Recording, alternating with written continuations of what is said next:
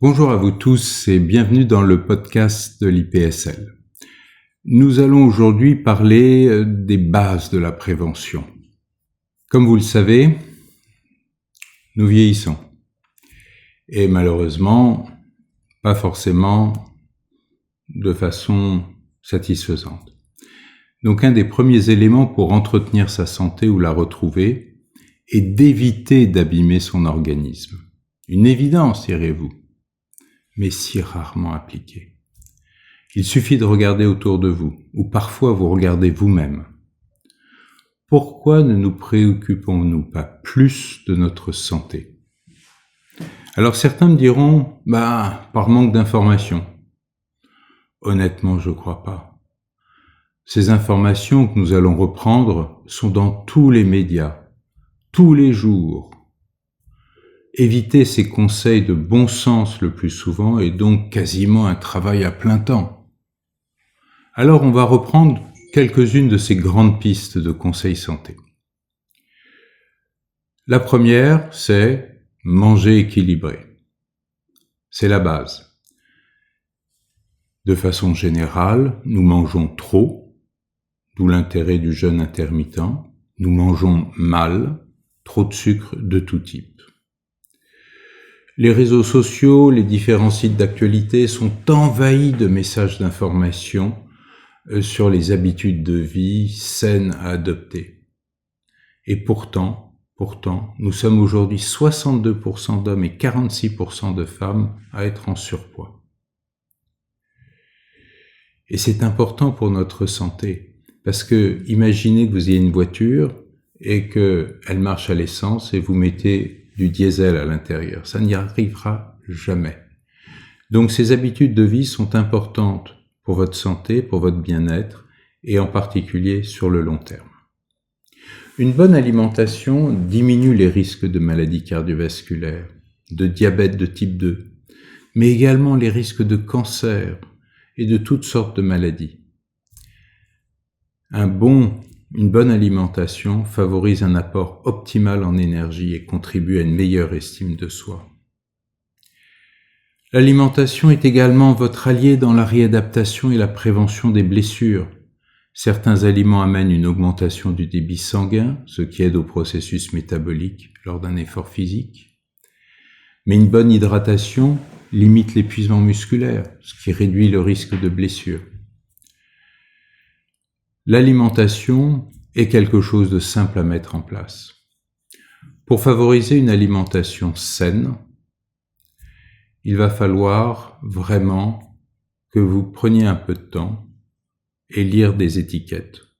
Choisissez des produits frais, non transformés.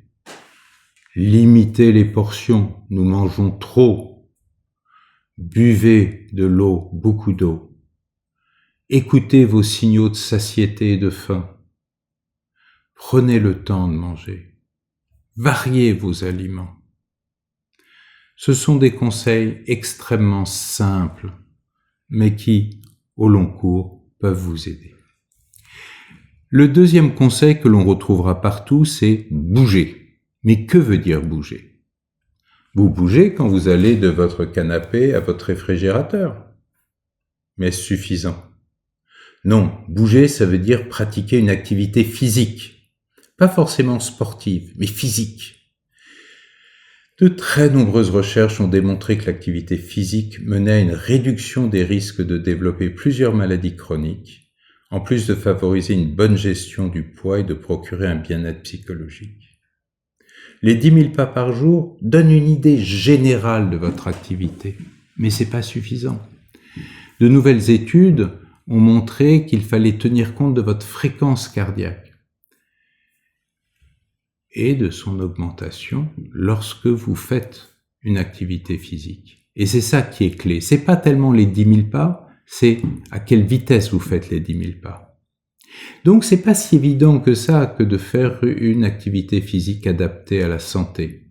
Un professionnel de santé est donc bien souvent utile à vous fixer un protocole qui tiendra compte de votre passé sportif ou pas, de votre état général, de votre niveau de santé, et il vous permettra de fixer des objectifs raisonnables. Globalement, on recommande de faire un minimum de 150 minutes d'activité physique d'intensité modérée à élevée par semaine. Quelques conseils pour vous aider à commencer à faire une activité physique active de façon sûre.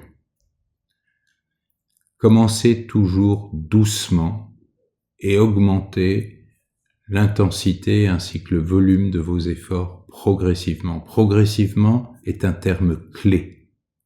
Faites un plan, choisissez une activité que vous aimez, intégrez-la à une routine. N'hésitez pas à consulter un professionnel de santé s'il y a une condition particulière ou des craintes par rapport à votre activité physique. Troisièmement, il faut arrêter les toxiques. Le tabac, ça veut dire plus une cigarette. Fuyez les zones enfumées. Généralement, c'est acquis. L'alcool, tout le monde le sait, l'alcool sous toutes ses formes est nocif. Alors il y a un problème, c'est que c'est aussi festif. Donc les gens confondent. Si vous aimez bien boire un verre de vin, assumez. La pollution, elle ne dépend pas de nous. On peut vivre en ville et on peut être victime de multiples polluants, l'air, l'eau, l'alimentation, la lumière, les sons, pour les grands classiques. Ensuite, il y a un autre élément qui joue, qui est le stress. Lutter contre le stress est facile à dire, parce que le stress va dépendre de ce que nous sommes, de notre environnement familial, professionnel, mais de façon générale, le stress a des effets néfastes sur votre santé, à travers des troubles du sommeil, de la fatigue, des troubles musculo-squelettiques, la dépression, etc. Et tout cela peut provoquer des comportements à risque de blessure. Donc il y a plusieurs stratégies pour gérer efficacement votre stress. Facile à dire, difficile à faire toujours. Mais essayez, priorisez vos objectifs, gérez votre temps. Faites une activité physique régulière, routinière, c'est très important. Vous pouvez essayer la relaxation, la méditation, la respiration. Identifiez également vos facteurs de stress pour mieux les appréhender. Travaillez sur votre sommeil. Ajoutez des activités qui ont un sens à votre planning. Diminuez également le perfectionnisme envers les autres et envers vous-même. Lâchez prise. Mais là aussi, l'aide d'un professionnel peut être intéressante. J'en profite pour faire une petite parenthèse, parce que la liste est encore longue, mais il faut nous arrêter un instant. Je voulais juste vous parler des zones bleues. Vous les connaissez certainement, vous en avez entendu parler. Ces zones bleues sont des zones où il y a plus de centenaires que partout ailleurs. Alors il y a des tas d'équipes qui ont essayé de trouver le fameux secret de ces zones bleues. En fait, il n'y a pas de secret. Les gens cherchent toujours des secrets faciles. Non, il n'y a pas de secret. Ces gens s'alimentent plutôt moins que la moyenne, avec plutôt un régime méditerranéen. Ils ont une activité physique quel que soit leur âge. Il n'y a pas de stress et ces gens restent inclus dans la société. Même à 90 ans, ils peuvent ramasser du riz. Moins que quelqu'un de 30 ans, mais ils vont le ramener et ils vont faire partie de la société. Et vous voyez que vraiment, c'est tout le contraire de nos sociétés occidentales. Donc cherchez l'erreur.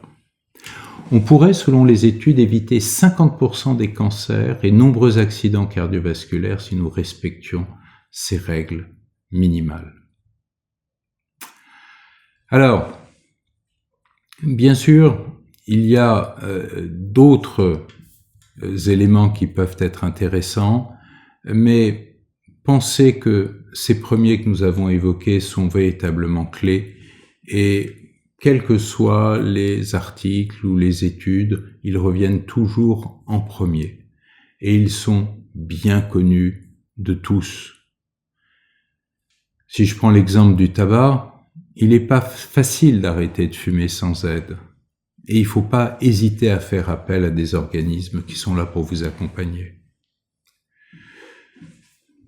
L'alcool, on en a parlé, mais il y a également les drogues. Le nombre de gens qui continuent à se droguer, qui pensent qu'une drogue est quelque chose de minime, de non agressif, de non addictif. Il se trompe. Lutter contre les pollutions, on en a parlé, et c'est difficile d'avoir une bonne santé dans un environnement pollué. Et pollué, c'est une pollution environnementale, les pesticides, sur l'alimentation, l'air, etc. Donc vraiment, c'est très complexe. Mais pensez à votre sommeil. Êtes-vous bien reposé? Avez-vous un niveau d'énergie suffisant pour pratiquer une activité physique et contribuer à votre bien-être? À l'inverse, un manque de sommeil est associé à des comportements tels qu'une consommation plus élevée de nourriture, notamment des aliments riches en sucre. De plus, quand vous êtes fatigué, et si la fatigue est associée au manque de sommeil, à une récupération de moins bonne qualité, ça peut amener à une augmentation du risque de blessure. Et je vous rappelle quelques astuces pour un meilleur sommeil. Il faut adopter une routine avec un horaire régulier. Essayez la plupart du temps de vous coucher et d'essayer de vous endormir à la même heure. Ne faites pas de sieste de plus de 15-20 minutes. Faites une activité relaxante avant d'aller au lit. Évitez les écrans, ces écrans qui sont toujours là autour de nous. Évitez les stimulants, comme la caféine. Prenez un souper léger, on mange trop le soir, beaucoup trop le soir. Donc, encore une fois, la liste est longue, on pourrait y revenir, on pourrait l'allonger pendant des heures, mais rien n'est perdu. Si vous vivez dans un environnement pollué, vous pouvez en diminuer l'impact par le port d'un masque, vérifier vos taux d'antioxydants dans le corps. Beaucoup de choses peuvent être faites. À bientôt pour d'autres conseils, et d'ici là, réfléchissez et agissez. Agissez pour votre santé. À bientôt.